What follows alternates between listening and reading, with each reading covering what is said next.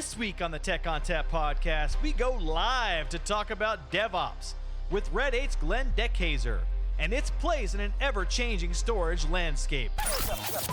Welcome to the Tech ONTAP podcast with Justin Parisi, Glenn Sizemore, and Sully the Monster. I love NetApp. Oh, yeah.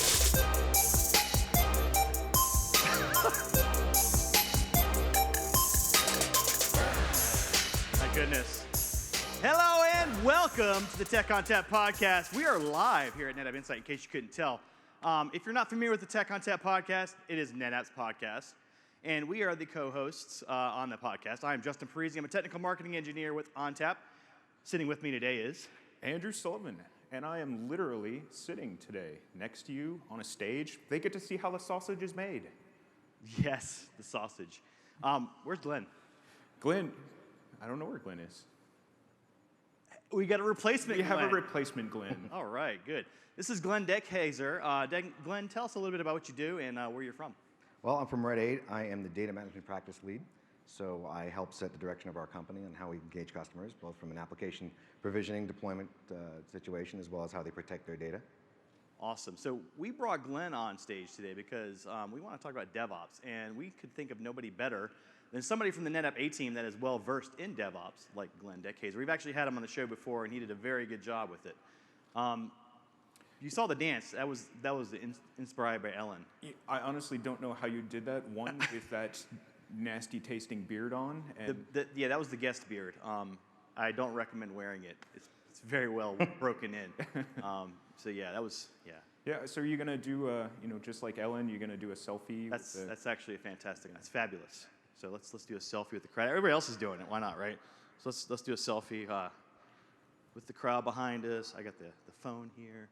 Glenn, you want to get in on this? What? All right, cool. All right, selfie done. Okay. Requisite. Off the bucket list? Off the bucket list. All right, great. So Glenn, DevOps. What is a DevOps? Can I buy a DevOps? I think the A700 does about 400,000 of them under 1 millisecond latency. I heard it was like 16 times the DevOps. Is that true? No, but actually, no, that's not true. Not, no, okay. not true. I can't buy a DevOps? You are the problem. I am the solution. You are the problem, yeah. So DevOps is not a thing you can sell, right? And that's one of the things that we have to be very careful of. There's so much marketing and so much hype about this stuff, and really misinformation. So when you're engaging customers and you're talking about DevOps, it's something that they're doing outside of things that, they used to go to vendors and ask for solutions. Customers are going their own, completely transforming their companies. Gartner calls it digital transformation. We talked about it earlier. I saw it in the keynote yesterday. DevOps is a way to bring all of the different silos together and create much more reliable, much more rapid customer outcomes. It's basically what it comes down to. Notice there's no technology in that statement. So obviously it's about technology. It's about leveraging technology in the right way.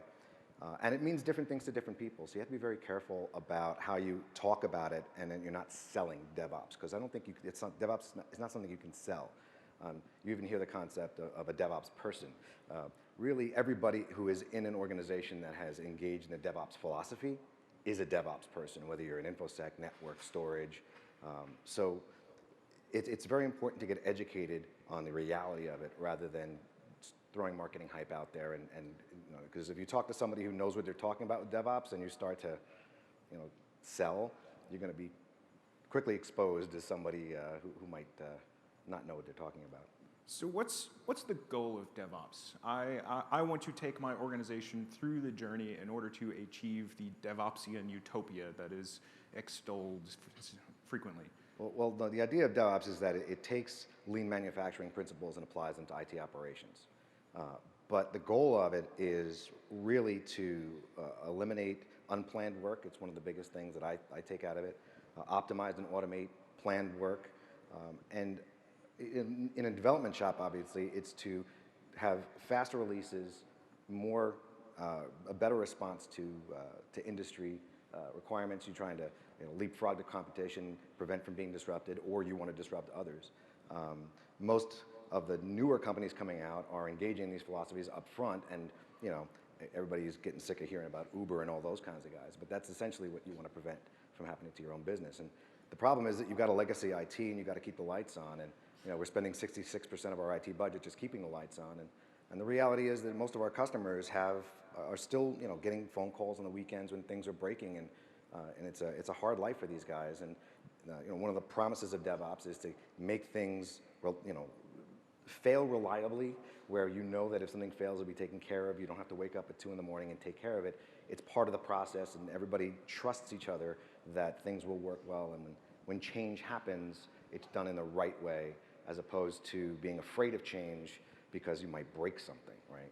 So are customers using DevOps? Are they implementing these philosophies? And if they are, what types of customers? Are we talking small business, mom and pop type shops? Are we talking large enterprises? Are we talking only cloudy operations, right? Only applications that are trying to get to the no ops concept? Well, like I said, because DevOps, well, first of all, no ops is not actually what the goal of DevOps is. DevOps is, that's one of the myths of it, is that IT operations is afraid that we're going to be out of work.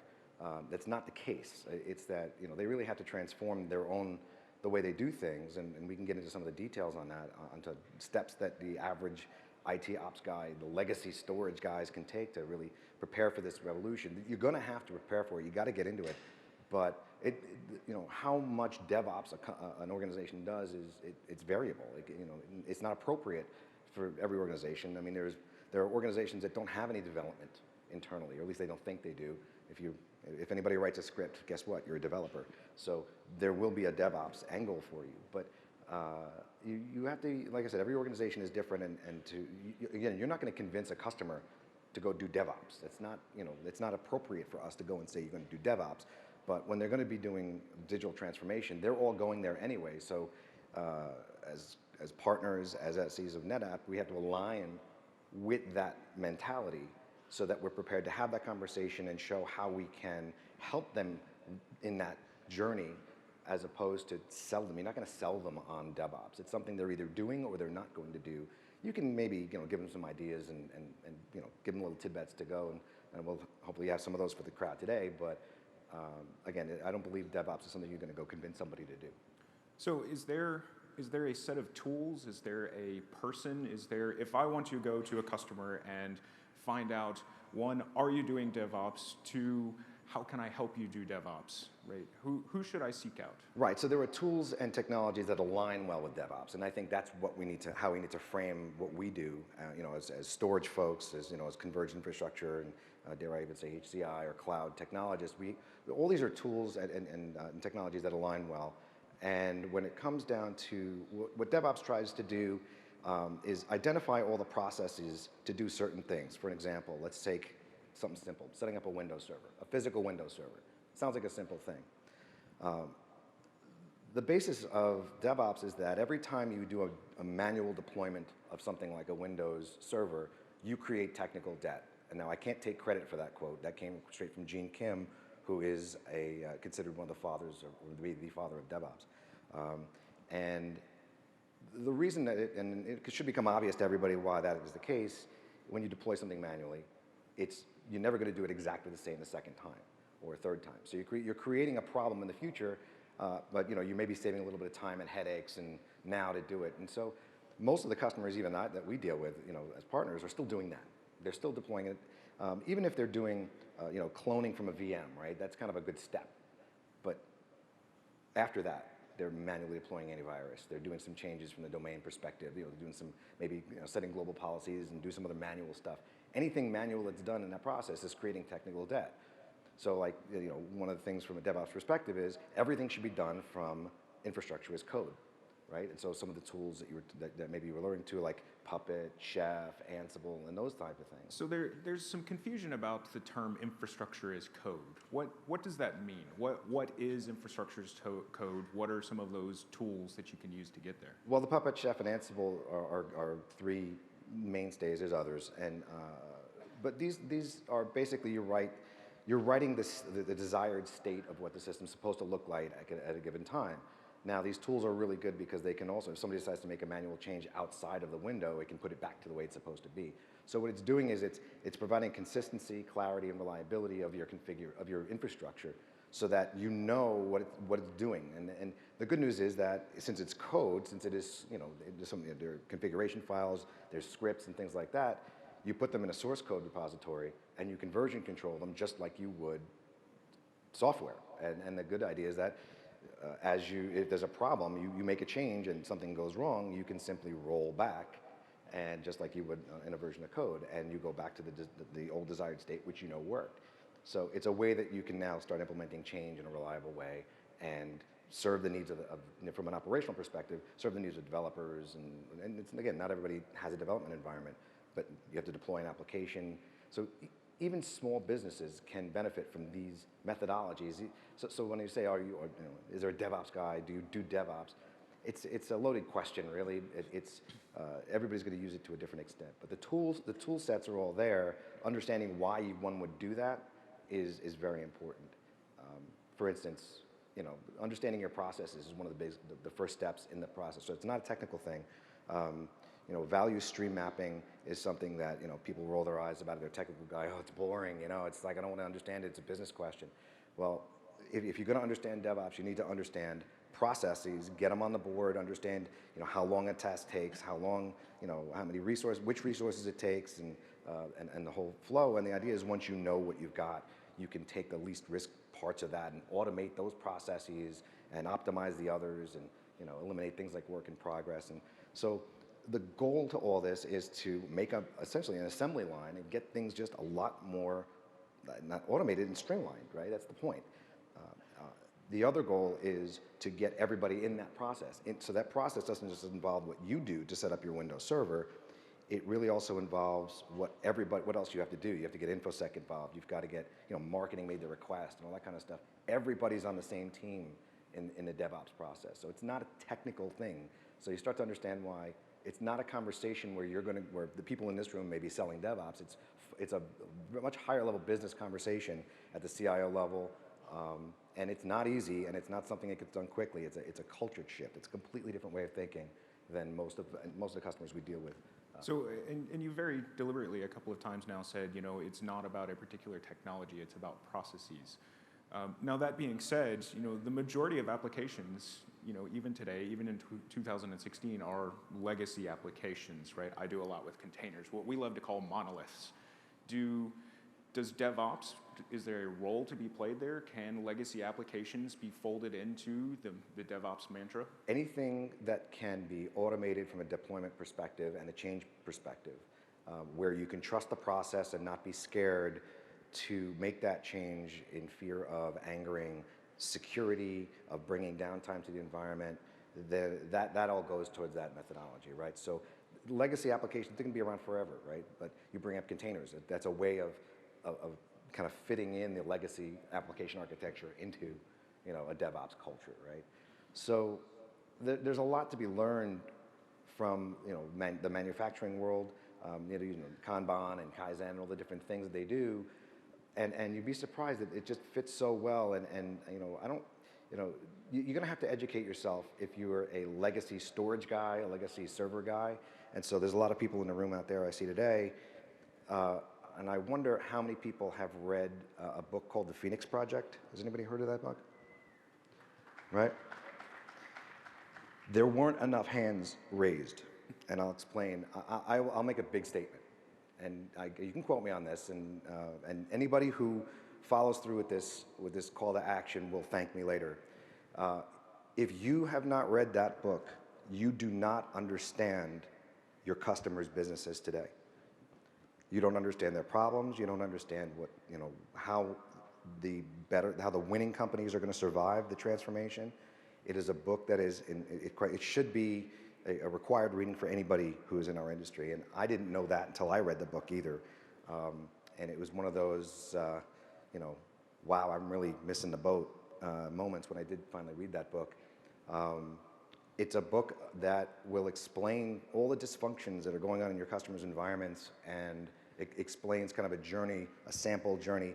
It's a funny book. I promise you it's not boring.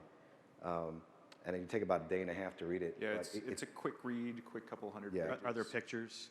No pictures, I Justin. can't read it. I'm sorry. No comic books, I'm sorry. There is an audio book. Is there? Yes, there's an audio. Does Morgan Freeman read it? Not the voice of God, no. I'll give it a try. But it is, I promise you, if you read it, you'll get a lot out of it. It's a funny read, and you learn how the DevOps aware companies are solving these problems today. And if you have a strong fortitude for it and you really like it, there's a new book that he just came out with, and I don't get any money for this, it just released. It's called the DevOps Handbook. I don't know if you can. This one's a heavy read, but it's kind of like if the Phoenix Project is kind of 101, this is probably a 201 course. And if great resources for DevOps are the SolidFire folks. If guys like Jeremiah Dooley, Gabriel Chapman, Josh Atwell, you hit them up and they'll give you some really good explanations. They see lots of people and they've been involved in this world for quite a long time. And I've learned a lot from them myself. I mean, they're really great resources. So I'll expand on those resources. So internally, we have our NG DevOps. So anybody who is interested in DevOps, we keep a reading list, for example, so not including Gene Kim's seminary work. There's a number of other books that we recommend. This week at Insight, if you see any of us walking around with a badge that has a yellow sticker that says DevOps, that is an invitation to please walk up and ask us questions about DevOps. There's also a sub-track of the developer track that includes a lot of stuff and a number of other resources internally. So it's one of those where there is a tremendous amount of information available relatively easily. So I'll give you a softball question. Because this is NetApp, because we are a storage company, how is storage consumption changing with DevOps practices, DevOps implementation? Well, that's where the automation really starts coming in, right? So both NetApp and SolidFire, as well as E-Series, and actually all of them, I think AltaVault and StorageGrid as well, they have the APIs to go hit and provision and be fit into a highly automated environment, right? Even better, there's 3 ways, right? In the Phoenix Project, you learn about 3 ways. But one of the most important things about DevOps is make sure that you have telemetry in what you're doing.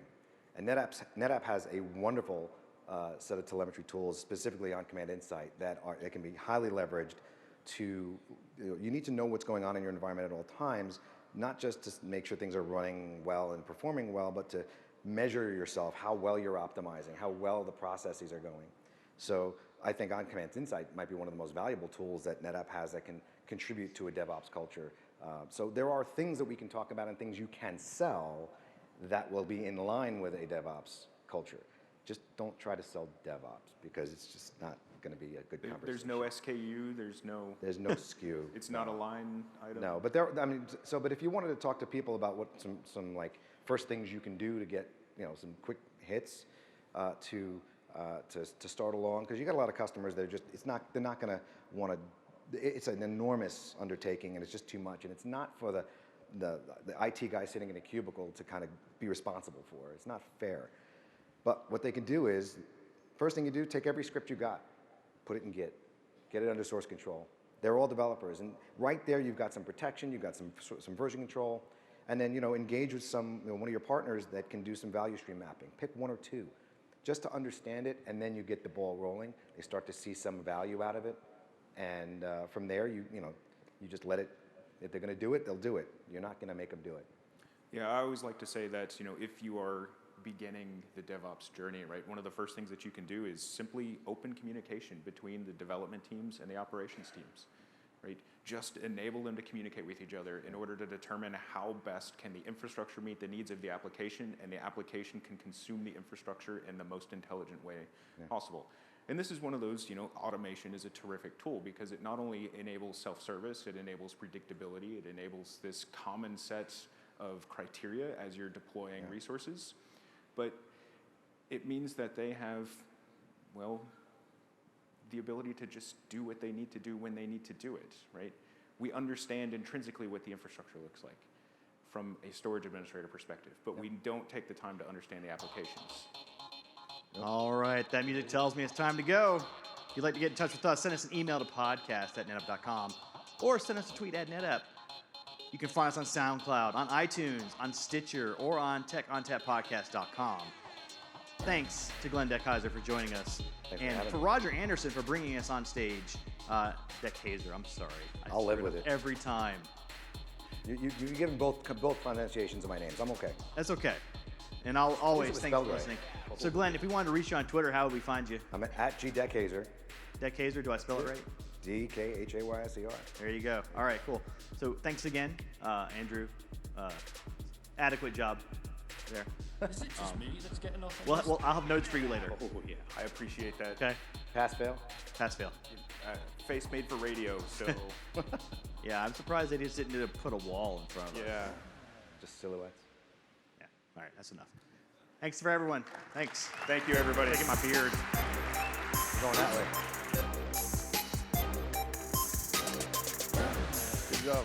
Good job. All right.